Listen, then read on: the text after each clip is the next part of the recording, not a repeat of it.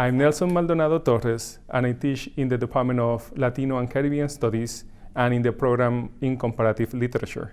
In the signature course, Colorlines and Borderlands, we explore the ways in which societies create different forms of differentiation, and also how human beings, in a way, excel beyond those differentiations and create new realities. The name refers to color because one of the most brutal markers of difference in what is called the modern age has been around color codified by race.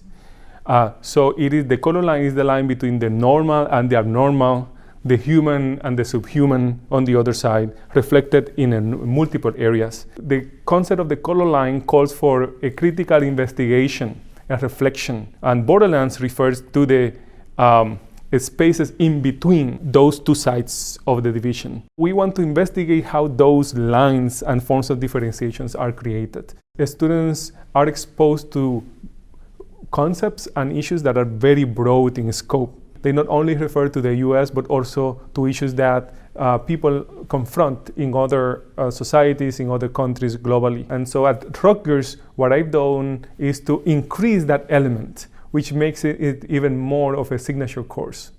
The three core texts that we explore in Colorlines and Borderlands are W.E.B. Du Bois, The Souls of Black Folk, Frantz Fanon, Black Skin, White Masks, and Gloria Anzaldúa, Borderlands, La Frontera.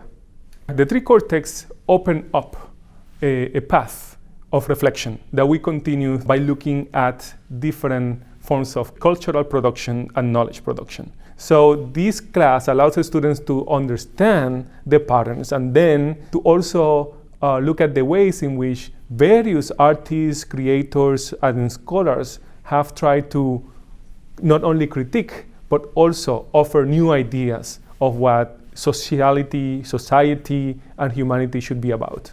And the students are also invited to not only reflect about all of this in the standard academic manner, but also to be creative, to use the arts, to use music, to use poetry, to use storytelling, to use painting, photography, and to share it with the entire class. I take advantage of the fabulous digital services that Rutgers provides to create 5 different forums where students can come in and participate. And in those digital forums, they can share their creative work, even songs, performances, videos, and reflections on things that are very much of their interest. And the material that the students produce also become part of the material that we use to reflect about Colorlines and Borderlands in the class.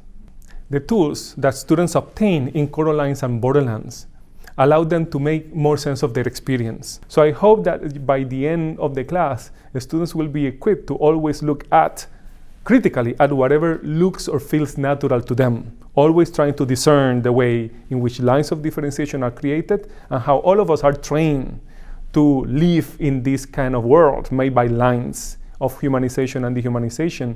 In this course, students will be able to learn how various theorists, scholars, and artists have attempted to understand the complexity of our modern societies.